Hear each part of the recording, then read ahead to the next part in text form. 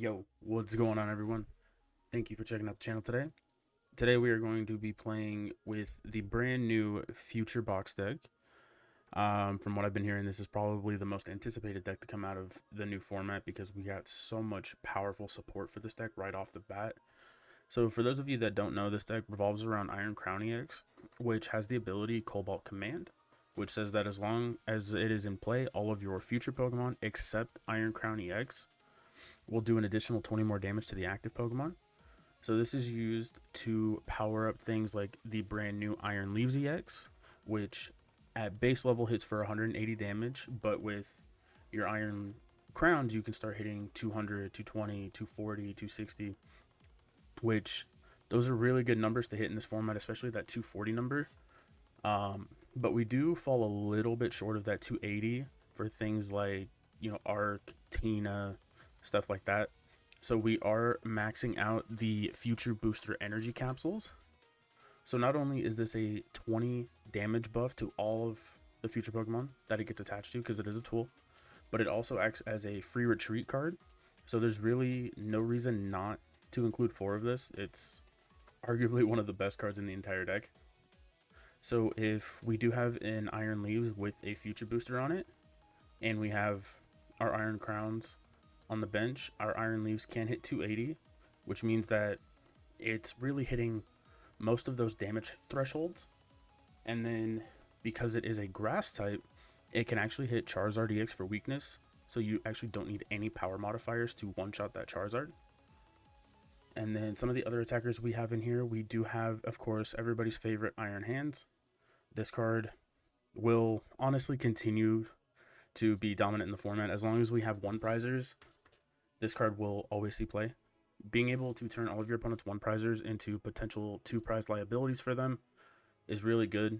It helps you keep up the prize tempo in your favor, and you can even end up taking some like really cute 3 prize knockouts on stuff, especially with the damage buff from Iron Crowns. But this deck can even take advantage of Iron Hands' less often used first attack arm press.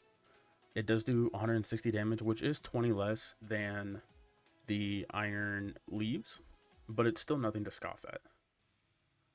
And then our last big attacker is going to be the old Iron Valiant EX that we got in Paradox Rift. This is in here because it does have, I believe, the highest base damage for any future EX. So it does hit 200 base, which means that with all the damage modifiers, the most you could get up to would be 300. But you also do have this nifty little ability, Tachyon Bits, which is a damage buff not only for the Valiant, but for trying to pick off little things with your other Pokemon. So like you can potentially have something that even isn't the Iron Leaves set up to one-shot a Charizard EX, which is really cool. It actually combos really well with Iron Crown's attack, which you're really not going to use too much. But in something like the Lost Box matchup, you actually can switch around your 2 Iron Valiants, put 20 damage on some Comfeys, and then use Twin Shottles with the Iron Crown EX to snipe those off and take some more double prizes. So honestly, this feels like a great deck to counter all the Lost Box decks. And then finally, for the new future Pokemon, we're using the Baby Miraidon, which has peak acceleration, does 40 damage for a colorless energy, and then you get to attach 2 basic energies to your future Pokemon in any way you like. And because of Iron Crown, this can actually get up to, 80 damage, which is enough to one-shot Comfeys, Charmanders, Raltses, stuff like that. So this is your early game attacker to help get your board flowing. And it's how we can get away with playing so many different attackers that require different energies. As you can see, we're playing 5 Psychic, 4 Grass, 3 Electric to supplement all of the attackers we have in the deck. And then finally, the last support Pokemon we are playing is Mew EX. This deck does drop its hand down low pretty fast and pretty consistently every turn. So having this in play is just extra draw, but it is also protection against something like Iono because you are so aggressive. Your opponent can try to stall you out with an Iono in the late game, So having this down can really protect you against that. And then finally, the trainers, it's pretty standard. We are running the new Future A-Spec Reboot Pod, which lets us attach a basic energy from the discard to all of our future Pokemon that we have in play. And then we are running Town Store as the stadium because we are running 7 tools, the 4 aforementioned future boosters, as well as 3 EXP shares. This combos really well with Iron Leaves' Rapid Vernier ability, because this says when you play it from your hand to your bench, you can move it to the active and then move as many basic energies as you have in play up to it. So that means we don't even have to have this in play in order to power it up with the Miraidon. So by having the EXP shares in play, we can make sure that we keep a critical mass of energies. We keep our attackers rolling from game to game, from turn to turn, and it's really nice at trying to keep that consistent stream of attackers. We are running 4 Techno Radar as our search engine. It's literally just grab 2 future Pokemon. It's incredibly good. And then especially with Arven is really good with future Pokemon because it can grab Future Booster and Techno Radar, and then the Techno Radar can grab you 2 Iron Crowns. So Arven is effectively a plus 60 damage for future Pokemon. We are running 4 Switch Carts as a way to pivot between all of our attackers, but also as supplement to try and trigger some Tachyon bits. And we got 3 Boss, 3 Research, 2 Iono, just some box standard supporters. And then we are not playing Nest Ball. We are choosing to play 3 Ultra Balls instead, because the Ultra Balls synergize more with Iron Leaves, because Iron Leaves ability only works when you play from hand. And then it also helps us thin out cards for Mew draws, and it can make sure that we can better protect ourselves against Iono as well. So I'll go ahead and throw the list up here on screen, and then we're going to go ahead and take this onto the ladder and see how we do. Alrighty guys, we have the first game queued up. I am in Master Ball tier, so these should hopefully be some competitive games. I think ideally we would want to go second, being able to get off that turn 1 attack with the Miraidon to start getting pressure on the opponent, but also setting up our attackers seems really huge, and it can more consistently let us set up our board. So the opponent did with the coin flip. I'm going to be curious to see if... Okay, so they will choose to go first. It's not usually like too uncommon to have the opponent go first. We are going to start the Iron Crown because we only get the Valiant trigger if we move it to the active. And we're always going to have Crowns in play, whereas we may not need to put the Valiant down immediately. So it does look like we are playing against Charizard, which is a phenomenal matchup for us in theory.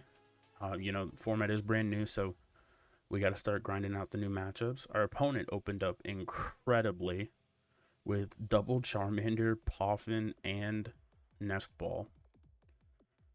So either they don't play Rotom or it's prized, but this is Bibzard, so they're probably not playing Rotom, which is curious because normally Bibzard would go second so they can get off a TM evolution. So I am very confused why they chose to go first.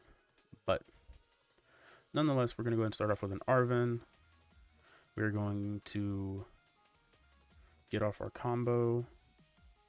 Okay, so we prized 2 Techno Radars, which is crazy. Let's check the energies real quick. 4, 4, 1, 2, 3.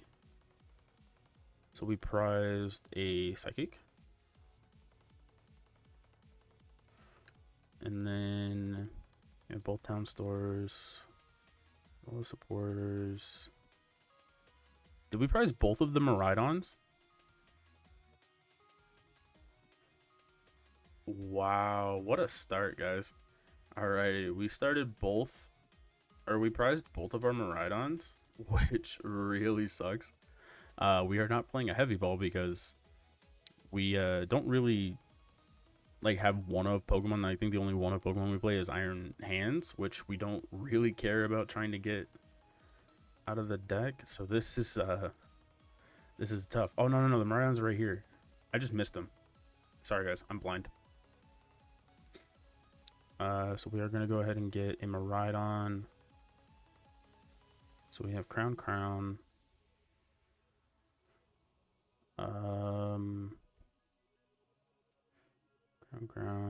and this, that's 80. We have another Techno Radar. So we'll go ahead and get these two. Put you down, put you down. Booster capsule here, energy here, Techno Radar. I am gonna get rid.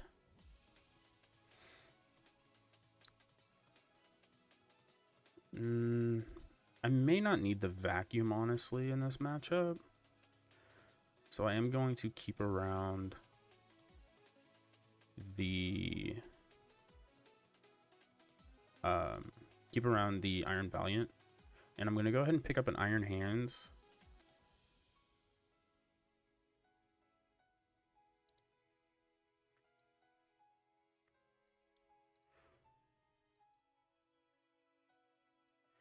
So right now we're doing 40, 60, 80, which is enough to knock out the Charmander. So what I'm gonna do is I'm gonna Techno Radar for Iron Hands and Iron Leaves. I'm gonna put the hands down. I'm gonna retreat. And I'm gonna go for the knockout. And I'm going to put 2 grass energy onto the Iron Hands. So what this does is it puts pressure. If our opponent gets out Charizard, we have the response with the Iron Leaves. If they don't get a Zard into the active, then we are putting pressure on by threatening an Iron Hands attack. They do have the Iono, so we do lose out on the energy and the leaves, which is slightly unfortunate, but it probably won't matter too much.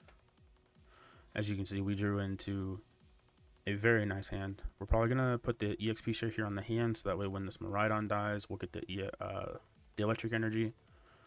And then we're gonna Ultra Ball away the boss and the top deck, depending.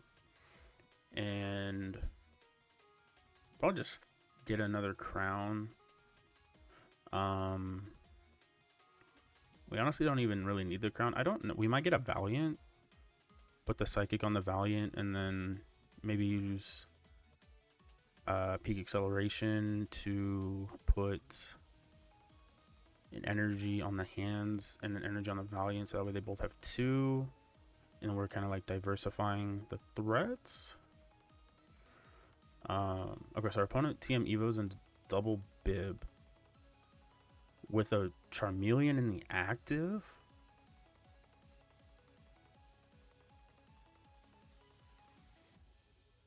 That's so they must have prized the second Charmeleon, but why did?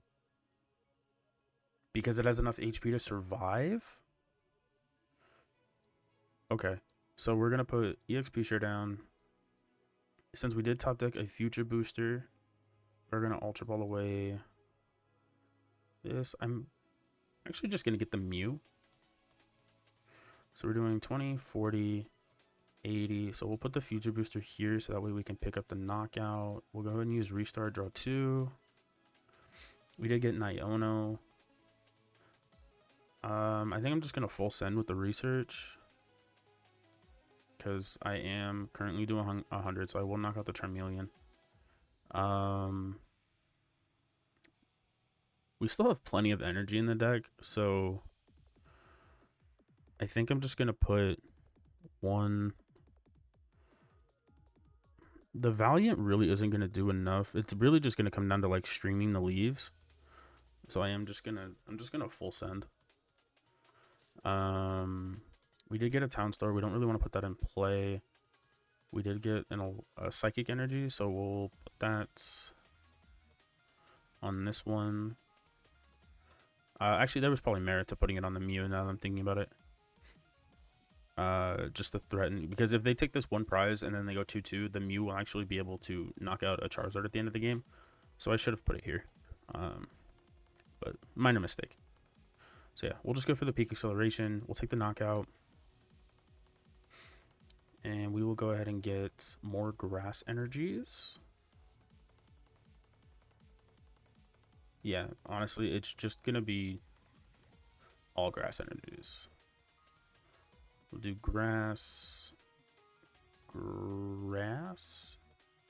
Take the knockout, go to 2. And now this is like really nice for us.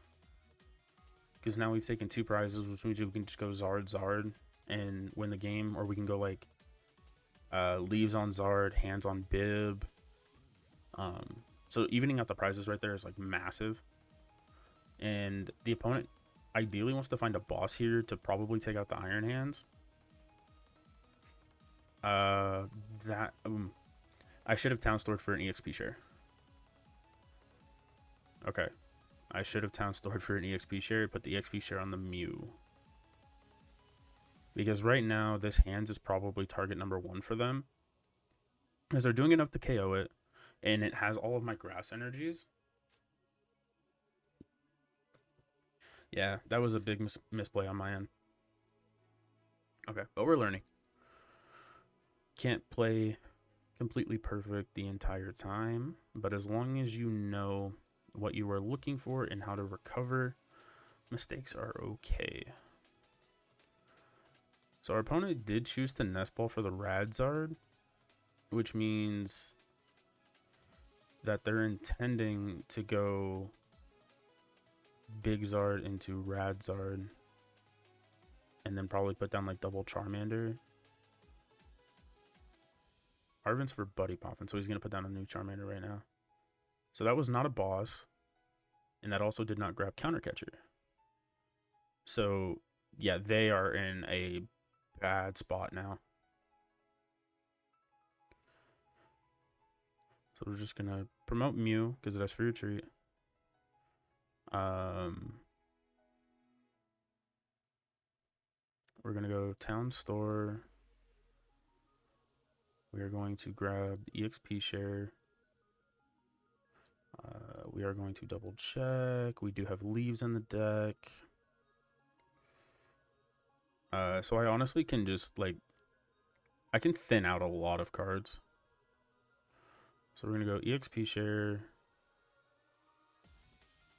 Psychic.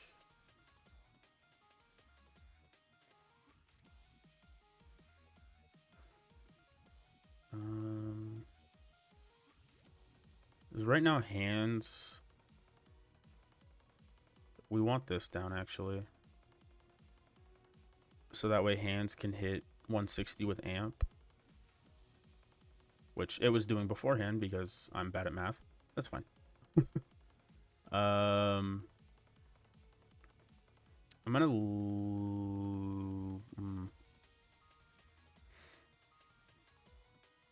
leave the other leaves in there. We're gonna go Rapid Vernier. We are going to take 1, 2. I need to take a grass, so yet again, misplayed. Should have put the EXP share back here. But it's fine. It's fine. Everything is fine. I'm thinking too far ahead and then not far ahead. And we're good. Okay, so we got the future booster.